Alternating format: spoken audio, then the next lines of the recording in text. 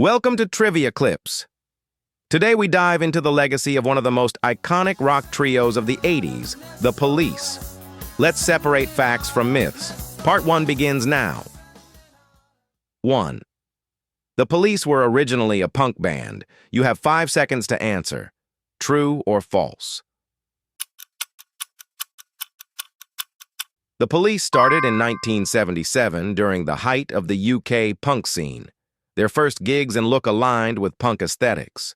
However, their sound quickly evolved, blending reggae, jazz, and pop rock. Their versatility helped them stand out in a crowded music scene. They embraced punk energy but weren't confined by it. That blend became their trademark. 2. Sting's real name is actually Sting. You have 5 seconds to answer. True or false? Correct answer. False. Sting's birth name is Gordon Matthew Thomas Sumner. He earned the nickname Sting from a black and yellow sweater he wore. It reminded a bandmate of a bee, hence the nickname. The name stuck and became his global stage identity. To this day, many fans don't know his real name. Even his bandmates called him Sting. 3. Their debut album was titled Synchronicity. You have 5 seconds to answer. True or false? Correct answer. False Synchronicity was their 5th and final studio album, released in 1983. Their debut album was actually Outlandos d'Amour, released in 1978. That album featured hits like Roxanne and Can't Stand Losing You. It introduced their reggae rock fusion to the world. While Synchronicity brought massive success, their roots were earlier. They evolved drastically across those 5 records. 4th, Roxanne was banned by the BBC at first. You have 5 seconds to answer. True or false? Correct answer. True. Roxanne was initially banned by the BBC due to its lyrics referencing prostitution. Despite the ban, it gained attention and underground radio play. Its controversial subject helped propel its fame. The song was inspired by the red light district in Paris. Today, it's one of their most iconic and covered tracks. Censorship didn't stop its rise. It fueled it. 5. Stewart Copeland played drums and also managed the band. You have 5 seconds to answer. True or false? Correct answer. False. While Stewart Copeland was the band's drummer, he wasn't the manager. Their original manager was Miles Copeland, Stewart's older brother. Miles was instrumental in getting them signed to A&M Records. He also helped market them to U.S. radio stations. Stewart focused solely on playing and songwriting. The Copeland family played a big role in their success. 6. The Police only had one #1 hit in the U.S. You have 5 seconds to answer. True or false? Correct answer.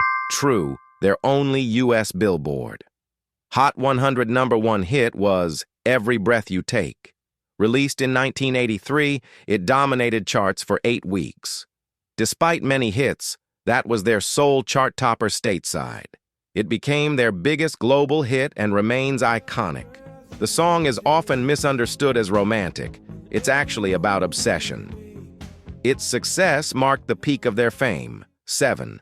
Andy Summers joined the band before Sting. You have 5 seconds to answer. True or false? Correct answer. False. Sting and Stewart Copeland formed the band before Andy Summers joined. Andy came in after original guitarist Henry Padovani was replaced. He brought technical skill and helped define their layered guitar sound. Summers joined in 1977 and stayed until the end. His style added complexity to their reggae punk roots.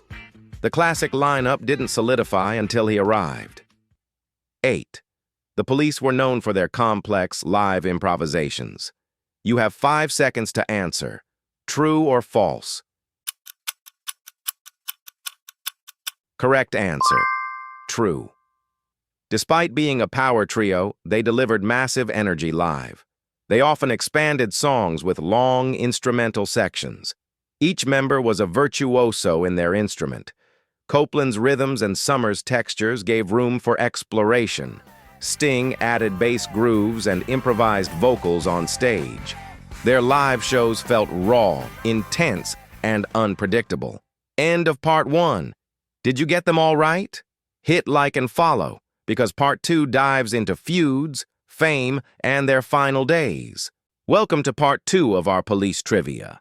Let's explore the band's conflicts, legacy, and their final years. True or false? Let's test your music knowledge. 9. The Police broke up in 1984. You have 5 seconds to answer. True or false? The band's final studio album, Synchronicity, came out in 1983. They officially split in 1984 due to rising tensions. Sting pursued a successful solo career afterward. Copeland and Summers also explored solo projects and film scores. Though there was no big scandal, their creative tensions were real. Their breakup felt inevitable by the time it happened. 10. Their farewell reunion tour happened in 1991. You have 5 seconds to answer. True or false? Their major reunion tour happened in 2007 to 2008, not 1991. It celebrated the band's 30th anniversary. They toured globally and grossed over $300 million. It became one of the highest-earning tours in rock history. Fans were thrilled to see them reunited on stage. Despite years apart, they still delivered powerful performances. 11th. Don't Stand So Close to Me is about a stalker fan. You have 5 seconds to answer. True or false? Correct answer, false. The song is actually about a teacher's inappropriate relationship with a student. It explores power dynamics and tension, not fandom. The lyrics reference Vladimir Nabokov's novel Lolita. It was controversial but became a hit in 1980. Sting, a former teacher, wrote it from a fictional perspective. Its synth-laced 1986 version modernized the original. 12. The Police's final album won multiple Grammy Awards. You have 5 seconds to answer. True or false? Correct answer. True Synchronicity won several Grammy Awards, including Best Rock Performance. It was also nominated for Album of the Year in 1984. Every Breath You Take alone won 2 major Grammys. The album received both critical and commercial acclaim. It topped charts in the US and UK. Their final work was also their most decorated. 13. Sting refused to play bass during their reunion tour. You have 5 seconds to answer. True or false? Correct answer. False. Sting played bass throughout the entire reunion tour. His playing remained sharp, driving the trio's live energy.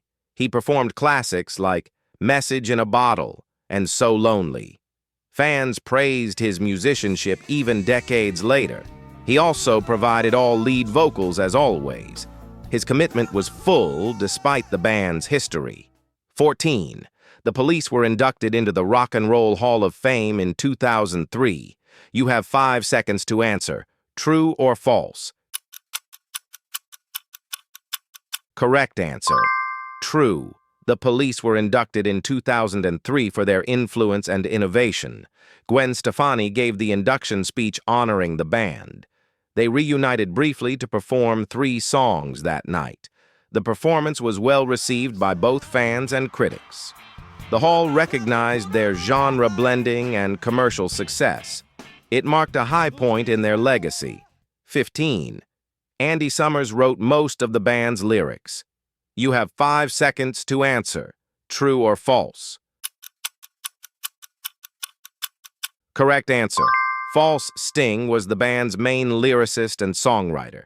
He wrote nearly all of their major hits, including Roxanne and Every Breath You Take. Summers contributed musically, but less to lyrics. His main strength was in guitar composition and arrangement. Sting's poetic and often dark lyrics shaped their identity. The band's voice was largely Sting's on paper. 16. Despite their conflicts, the Police remain one of the best-selling bands of all time. You have 5 seconds to answer. True or false? Correct answer, true. They've sold over 75 million records worldwide. Hits like Roxanne, Message in a Bottle, and Every Breath You Take are timeless. Their blend of punk, reggae, and pop influenced countless bands. Even with only 5 albums, their impact was enormous.